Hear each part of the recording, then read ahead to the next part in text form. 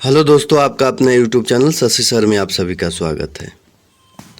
आज हम लोग UP police constable previous year set जितने भी हिंदी के दिए गए हैं उन सभी को हल करेंगे। तो बने रहिए हमारे साथ और देखिए आज का पहला क्वेश्चन। पहले स्टार्ट करेंगे हिंदी वर्णमाला का जितने भी क्वेश्चन पेपर में आए हुए हैं पुलिस के। उत्तर प्रदेश कांस्टेबल में जितने भी क्वेश्चन पूछे गए हैं और पुलिस से रिलेटेड जितने भी क्वेश्चन दिए गए हों, या वो उत्तर प्रदेश एसआई हो, उत्तर प्रदेश उप निरीक्षक मृतक आश्रित हो, ये जितने भी पेपर हुए हैं उनका जितना भी क्वेश्चन आया हुआ है सभी सेटों का, उन सभी सेटों के क्वेश्चन को हल करवाएंगे। तो बने रहिए हमारे साथ और देखिए आज का ये पहला क्वेश्चन आप लोगों के सामने। भाषा की मूल इकाई, ये आपका क्वेश्चन दिया उत्तर प्रदेश उप निरीक्षक मृतक आश्रित 2016 में ये क्वेश्चन पूछा गया है। तो इसका जवाब दीजिएगा, भाषा की मूल इकाई को क्या कहते हैं। तो इसमें आपका आंसर कौन सा सही हो जाएगा? तो इसमें बी आपका आंसर बिल्कुल सही हो जाएगा, ध्वनि को कहते हैं। किसको कहते हैं? ध्वनि को कहते हैं। आइए इसकी डिटेल की बात करते हैं। तो इसमें बात करें तो भाषा की सबसे छोटी इकाई वर्ण या ध्वनि होता है। यदि आपको ऑप्शन में वर्ण दे दिया जाए तो वर्ण सही हो जाएगा, ध्वनि दिया है तो ध्वनि सही हो जाएगा। भाषा की सार्थक इकाई को वाक्य कहते हैं। वाक्य से सबसे छोटी जो इकाई होती है उसे उपवाक्य कहते हैं, और उपवाक्य से जो छोटी इकाई होती है उसे पदबंध कहते हैं, और पदबंध से छोटी इकाई पद या शब्द, और पद से जो छोटी इकाई होती है उसे अक्षर कहते हैं। अक्षर से छोटी इकाई क्या होता है? तो ध्वनि या वर्ण होता है। तो इसमें भाषा की मूल इकाई को क्या कहते हैं? तो ध्वनि कहते हैं। इसमें आपका ऑप्शन नंबर बी नंबर बिल्कुल सही हो जाएगा। आइए अगला क्वेश्चन की बात करते हैं। अगला क्वेश्चन है, शब्द की सबसे छोटी इकाई क्या कहलाती है? शब्द की सबसे छोटी इकाई क्या कहलाती है? तो इसमें क्वेश्चन वही है, भाषा की सबसे छोटी इकाई, या इसमें क्वेश्चन दे दिया है भाषा की जगह पर शब्द। तो शब्द की सबसे छोटी इकाई कहे या भाषा की सबसे छोटी इकाई कहे, तो दोनों का आंसर क्या होगा?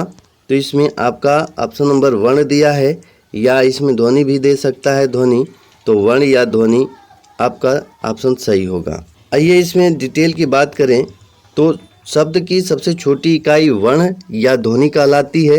हिंदी में कुल कितने वर्ण होते हैं? तो 52 वर्ण होते हैं। ये आप लोगों को याद रखना है। कितने वर्ण होते हैं? तो 52 वर्ण होते हैं, जिसमें स्वरों की संख्या 11 होती है और व्यंजनों की संख्या 33 होती है। अयोगवा 2 होते हैं और 2 द्विगुण होते हैं और 4 संयुक्त होते हैं। इस प्रकार से वर्णों की कुल संख्या कितनी हो जाती है? 52 हो जाती है, 52। तो ये भी आप लोगों को याद रखना है। वर्ण व्यंजनों की कुल संख्या कितना है? 33, स्वरों की 11, द्विगुण व्यंजन कितने हैं? 2, संयुक्त व्यंजन 4 और अयोगवा 2 होते हैं। तो ये आप लोगों को ये सभी याद रखने हैं। आइए अगला क्वेश्चन की बात करते हैं इसमें। तो इसमें क्वेश्चन है, वर्णों के कितने भेद हैं? वर्णों के कितने भेद हैं? तो इसमें आपका ऑप्शन नंबर कौन सा सही हो जाएगा? तो वर्ण के 2 भेद होते हैं। वर्ण के 2 भेद होते हैं। कौन कौन? तो इसमें डिटेल की बात करें तो वर्णों के 2 भेद होते हैं, स्वर होता है और व्यंजन होता है। आप लोगों को मालूम है कि स्वर 11 होता है और व्यंजन 33 होता है। आइए इसमें और डिटेल की बात करते हैं। तो स्वर कौन कौन से होते हैं? तो अ, आ, ई, उ, री, ए, ऐ, ओ, औ, ये 11 स्वर होते हैं। और इसमें व्यंजन की बात करें तो स्पर्शी व्यंजन 25 होते हैं, क से प वर्ग तक। क से प वर्ग तक इसमें आपका स्पर्शी व्यंजन, और प्रत्येक वर्ग में 5 व्यंजन होते हैं।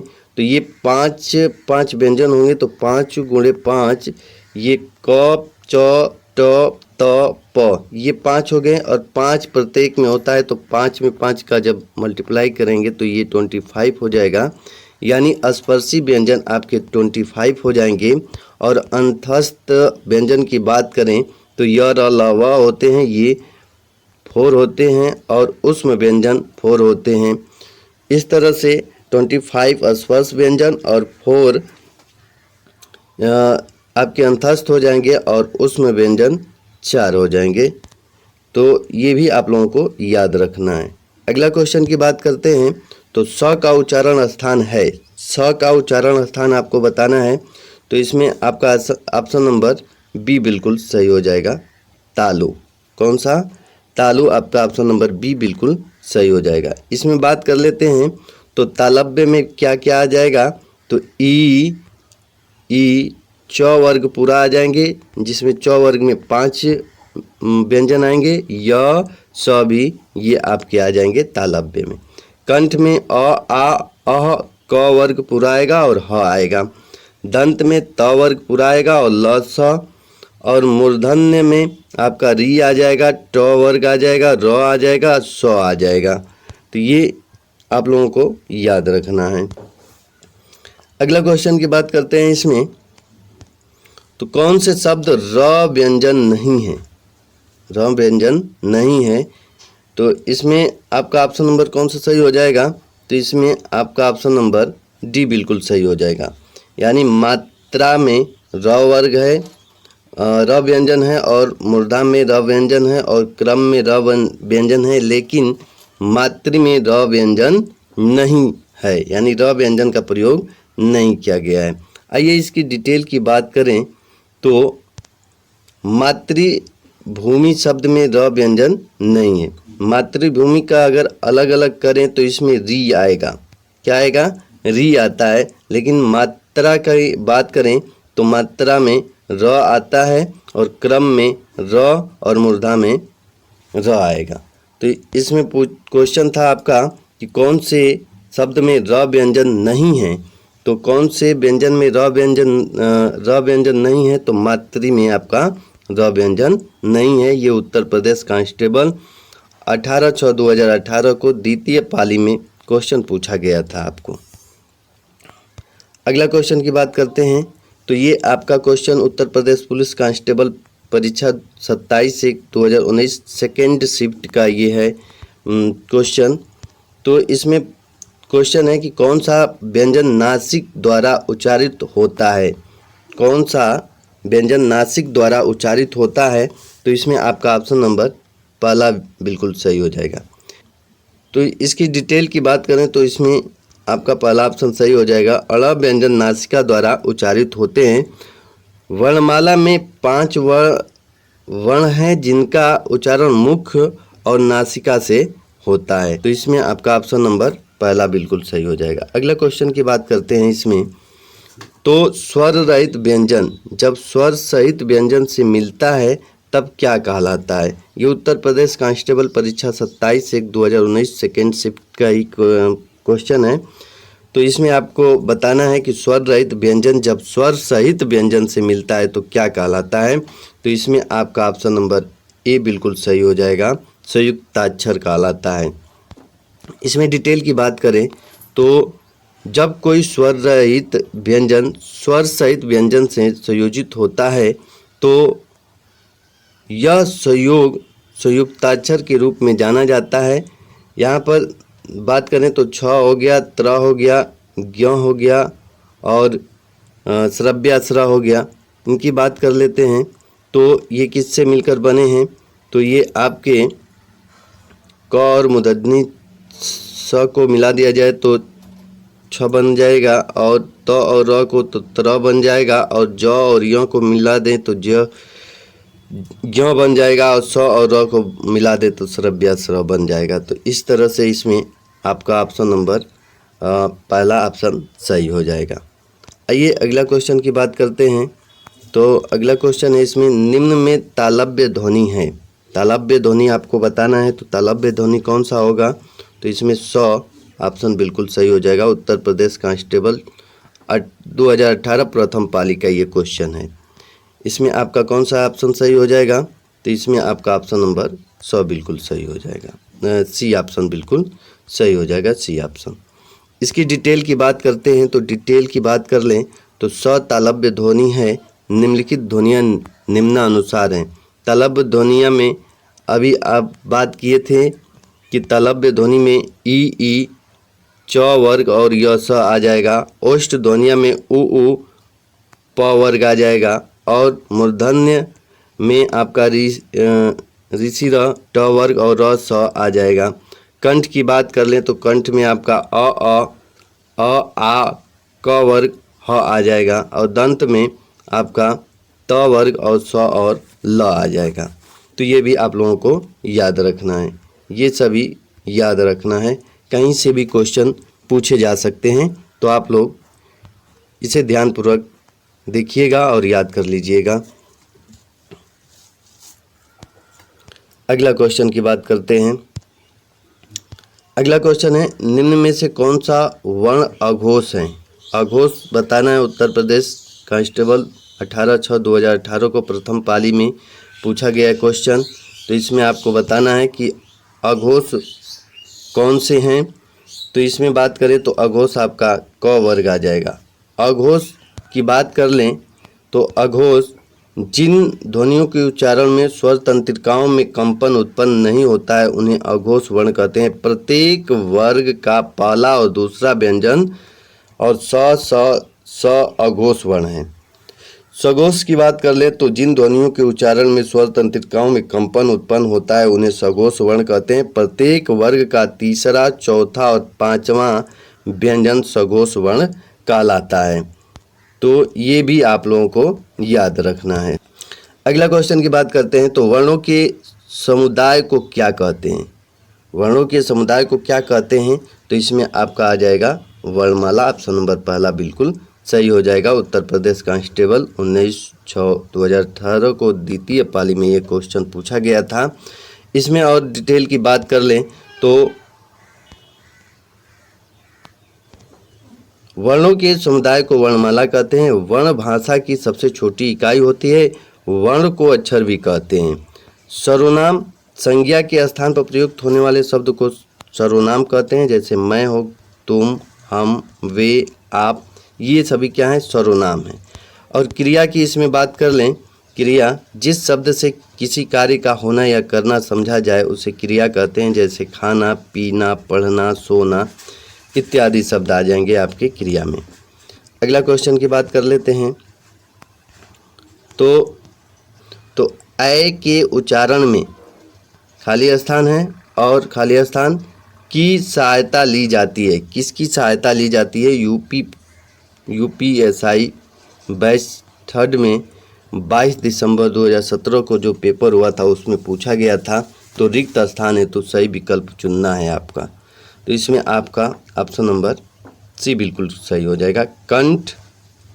कंठ और तालु की सहायता ली जाती है। किसकी?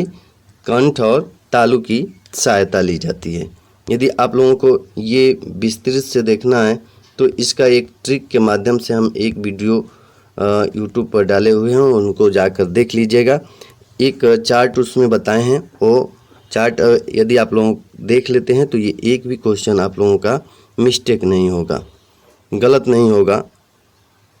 तो आइए आगे बढ़ते हैं और क्वेश्चन लेते हैं 12 नंबर क्वेश्चन है, जिन वर्णों का उच्चारण स्वतंत्रता से होता है यानी स्वतंत्र होता है, जिन वर्णों का उच्चारण स्वतंत्र होता है उन्हें क्या कहते हैं?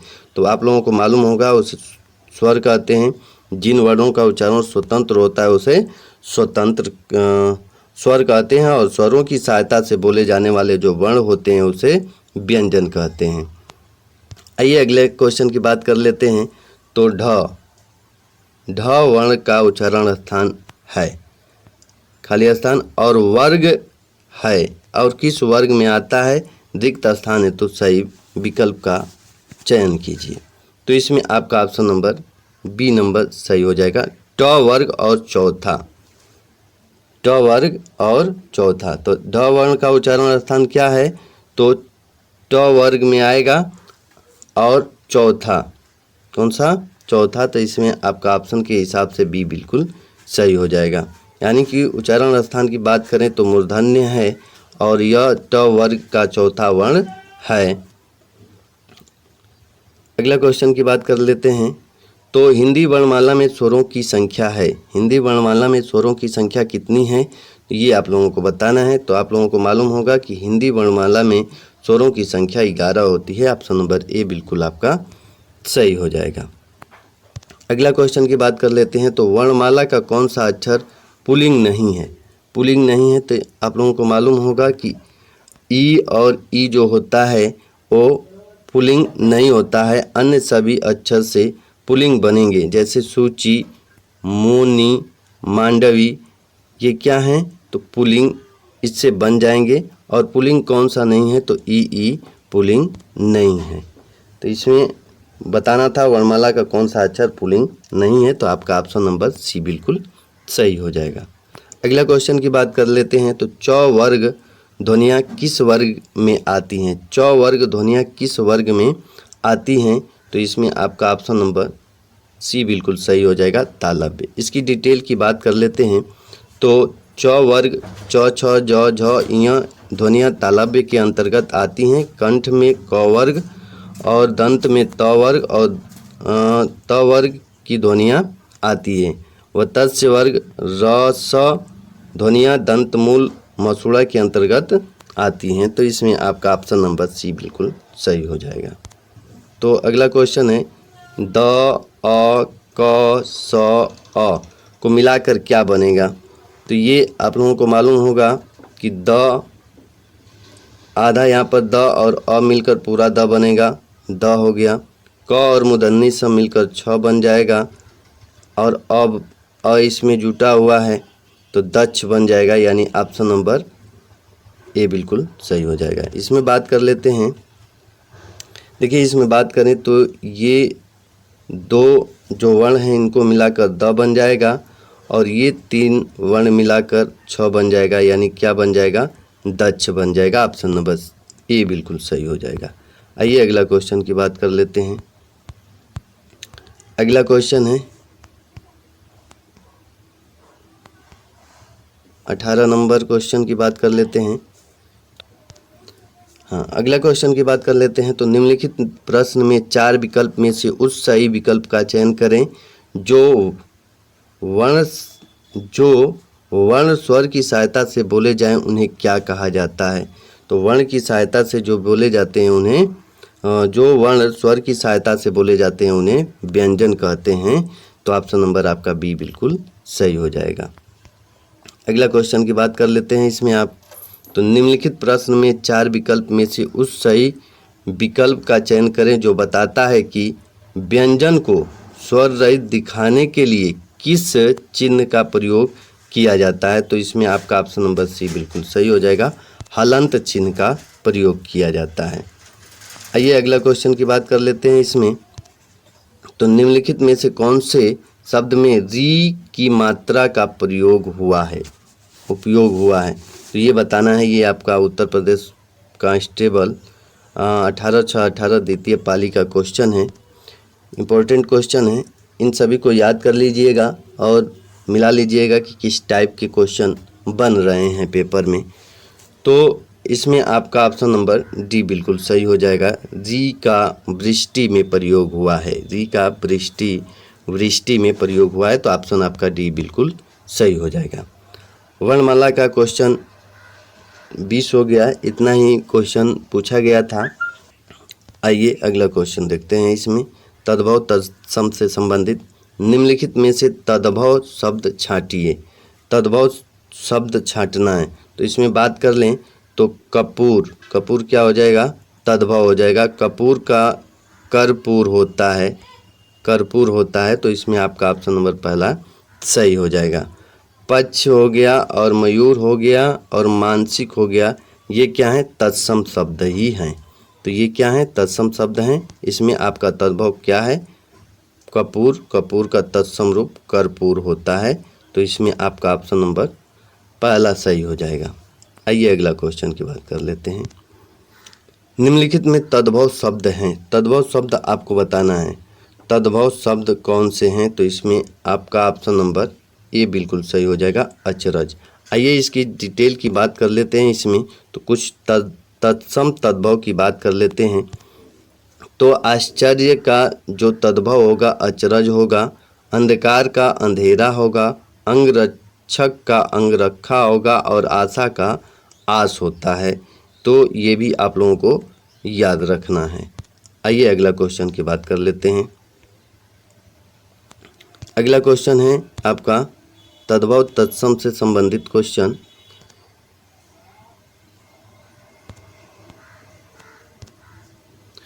निम्नलिखित शब्दों में से तद्भव शब्द को पहचानिए। तद्भव शब्द को पहचानना है तो इसमें आपका ऑप्शन नंबर सी बिल्कुल सही हो जाएगा, प्यासा। ये उत्तर प्रदेश कांस्टेबल पुलिस 19/6/2018 को द्वितीय पाली का क्वेश्चन है। तो इसमें तद्भव शब्द पहचानना था तो इसमें आपका प्यासा तद्भव शब्द हो जाएगा। प्यासा का अगर तत्सम रूप जानना चाहें तो पिपासु होता है, पिपासु होता है। जबकि यहाँ पर पाषाण हो गया, कंगड़ हो गया, पक्ष हो गया, ये क्या है, सब तत्सम शब्द हैं। आइए अगला क्वेश्चन की बात कर लेते हैं। तो संस्कृत भाषा से हिंदी में बिना परिवर्तन के प्रयुक्त होने वाले शब्द को क्या कहते हैं? क्वेश्चन ध्यान से देखिएगा। संस्कृत भाषा से हिंदी में बिना परिवर्तन के प्रयुक्त होने वाले शब्द को क्या कहते हैं? तो इसमें आपका ऑप्शन नंबर बी बिल्कुल सही हो जाएगा, तत्सम शब्द कहते हैं। संस्कृत भाषा से हिंदी में बिना परिवर्तन के प्रयुक्त होने वाले शब्द को तत्सम शब्द कहते हैं और इनके विकृत रूप को तद्भव कहते हैं। आवश्यकता अनुसार बने शब्द को देशज शब्द कहते हैं, जबकि विदेशी भाषाओं से हिंदी में आए हुए शब्द को विदेशी शब्द कहते हैं। तो इसमें आपका ऑप्शन नंबर बी बिल्कुल सही हो जाएगा। अगला क्वेश्चन की बात कर लेते हैं। तो निम्नलिखित में से तद्भव शब्द कौन सा है? तद्भव शब्द बताना है आपको, तो इसमें आपका ऑप्शन नंबर डी बिल्कुल सही हो जाएगा, माथा। माथा शब्द तद्भव हो जाएगा। इसकी तत्सम की बात करें तो मस्त,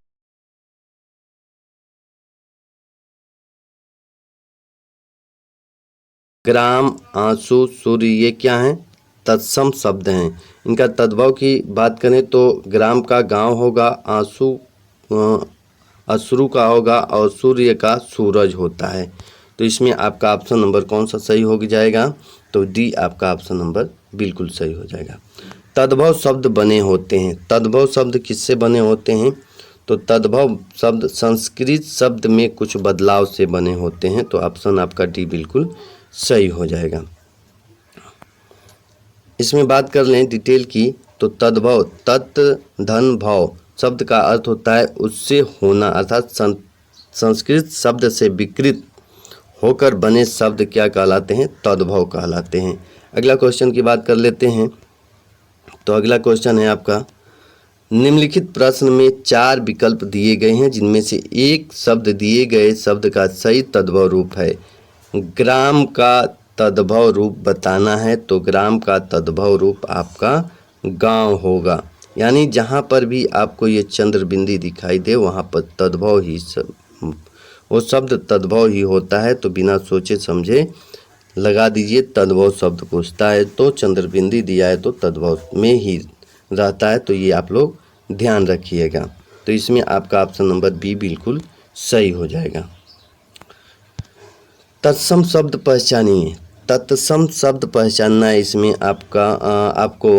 तो इसमें आपका हो जाएगा कान तद्भव है, मोर तद्भव है और बंदर तद्भव है। निद्रा आपका हो जाएगा तत्सम रूप। निद्रा का तद्भव नींद होता है। तो इसमें बात कर लें, इसकी डिटेल की बात कर लें तो नींद का जो तत्सम शब्द होगा निद्रा होगा, मोर का मयूर होगा और कान का कण होता है और बंदर का वानर होता है। तो ये भी आप लोगों को याद रखना है। आइए अगला क्वेश्चन की बात कर लेते हैं। अगला क्वेश्चन है, निम्नलिखित प्रश्न में 4 विकल्प दिए गए हैं जिनमें से एक शब्द दिए गए शब्द का सही तद्भव रूप है। मच्छिका, मच्छिका का क्या हो गए? तो इसकी डिटेल की बात करें तो मच्छिका का तद्भव रूप मक्खी है। अन्य शब्दों के तत्सम रूप देखें तो मोर का मयूर, भौरा का भ्रमण और मेढक का मंडूक होता है। तो ये भी आप लोगों को याद रखना है। आइए अगला क्वेश्चन की बात कर लेते हैं। अगला क्वेश्चन है, चतुष्पदी का तद्भव है, तो इसमें आपका ऑप्शन नंबर सी बिल्कुल सही हो जाएगा, चौपाई। चतुष्पदी का तद्भव रूप चौपाई होता है, अन्य सभी विकल्प तर्कपूर्ण नहीं है, तो इसमें आपका ऑप्शन नंबर सी बिल्कुल सही हो जाएगा। जालक का तद्भव है, जालक का तद्भव है, तो जालक का कौन सा तद्भव हो जाएगा, तो इसमें आपका ऑप्शन नंबर ए बिल्कुल सही हो जाएगा, झरोखा। व्याख्या की बात करें तो दिए गए विकल्प में झरोखा शब्द का जालक तद्भव रूप है। तद्भव तत् धन भव शब्द का अर्थ है उससे होना, अर्थात संस्कृत शब्द से विकृत होकर बने शब्द। हिंदी में अनेक ऐसे शब्द हैं जो निकले तो संस्कृत से ही हैं, पर प्राकृतिक अपभ्रंश पुरानी हिंदी से गुजरने के कारण बहुत ही बदल गए हैं। ऐसे शब्द ही तद्भव शब्द कहलाते हैं। तो ये भी आप लोगों को ध्यान देना है, ये भी आप लोगों को ध्यान रखना है। आइए अगला क्वेश्चन की बात कर लेते हैं। इनमें से कौन सा तत्सम शब्द नहीं है, नहीं है बताना है, तो आपका ऑप्शन नंबर बी बिल्कुल सही हो जाएगा, श्रृंगार। श्रृंगार तत्सम शब्द नहीं है, इसका तत्सम रूप होगा श्रृंगार, श्रृंगार होगा। ऑप्शन नंबर बी आपका इसमें सही हो जाएगा। शेष आपका तत्सम शब्द ही दिए गए हैं। अगला क्वेश्चन की बात कर लेते हैं इसमें। तो संस्कृत भाषा के शब्द जिनका हिंदी भाषा में प्रयोग करने पर रूप परिवर्तित नहीं होता है, वे शब्द क्या कहलाते हैं, तो तत्सम कहलाते हैं। संस्कृत भाषा के शब्द जिनका हिंदी का भाषा में प्रयोग करने पर रूप परिवर्तन नहीं होता, तत्सम शब्द कहलाते हैं, और परिवर्तित रूप के बाद तद्भव शब्द कहलाने लगते हैं। तो इसमें आपका ऑप्शन नंबर ए बिल्कुल सही हो जाएगा। अगला क्वेश्चन की बात कर लेते हैं। इनमें से कौन सा तत्सम तद्भव का सही जोड़ा नहीं है, तो इसमें नहीं है, तो इसमें आपका ऑप्शन नंबर सी बिल्कुल सही हो जाएगा, नज़र आँख। ये सही जोड़ा नहीं है। नज़र आँख तत्सम तद्भव का सही जोड़ा नहीं है, इसका सही जोड़ा होना चाहिए अच्छी आँख। तो शेष तीनों सही हैं। उष्ट्र का ऊँट होता है, श्रृंगार का श्रृंगार होता है, और दधी का दही होता है, तो ये सभी सही हैं। बाकी सी नज़र आँख ये सही नहीं है, क्योंकि इसका अच्छी आँख होना चाहिए। अगला क्वेश्चन की बात करते हैं इसमें। तो धूरी का मानक शब्द रूप लिखिए, धूरी का मानक शब्द रूप लिखिए, तो इसमें धूरी का मानक शब्द रूप धूल होता है, तो इसमें आपका ऑप्शन नंबर डी बिल्कुल सही हो जाएगा। अगला क्वेश्चन की बात कर लेते हैं। तो अगला क्वेश्चन है, दिए गए विकल्प में से तत्सम शब्द ज्येष्ठ का तद्भव शब्द कौन सा है। ज्येष्ठ का तद्भव शब्द बताना है इसमें। तो ज्येष्ठ का आपका तद्भव शब्द यहाँ पर बड़ा हो जाएगा, ऑप्शन नंबर ए बिल्कुल सही हो जाएगा। डिटेल की बात कर लेते हैं। तो दिए गए विकल्प में तत्सम शब्द ज्येष्ठ का तद्भव शब्द बड़ा होगा, परंतु ज्येष्ठ का सम्यक तद्भव शब्द जेठ है, देवर का देवर है, और छोटा का तत्सम रूप कनिष्ठ होता है, छोटा का कनिष्ठ होता है, तो आपका ऑप्शन नंबर ए बिल्कुल सही हो जाएगा। कंचित तत्सम शब्द का तद्भव शब्द बताइए, कंचित तत्सम शब्द का तद्भव शब्द बताइए, तो इसमें आपका ऑप्शन नंबर सी बिल्कुल सही हो जाएगा, कुछ। कुछ आपका इसमें सही हो जाएगा, ऑप्शन नंबर सी आपका करेक्ट हो जाएगा। अगला क्वेश्चन की बात कर लेते हैं। तो अब आप लोगों को इसके आने वाले वीडियो में हम आप लोगों को पर्यायवाची से संबंधित जितने भी क्वेश्चन यूपी पुलिस में पूछे गए हैं उससे रिलेटेड सब क्वेश्चन, सभी जितने भी क्वेश्चन आए हुए हैं पेपर में, सभी क्वेश्चन करवाए जाएंगे। तो बने रहिए हमारे साथ। और आज के लिए इतना ही। यदि वीडियो पसंद आया हो तो लाइक कर दीजिएगा, अपने दोस्तों तक शेयर कर दीजिएगा, और पहली बार हैं तो चैनल को सब्सक्राइब ज़रूर कीजिएगा। जय हिंद, जय भारत।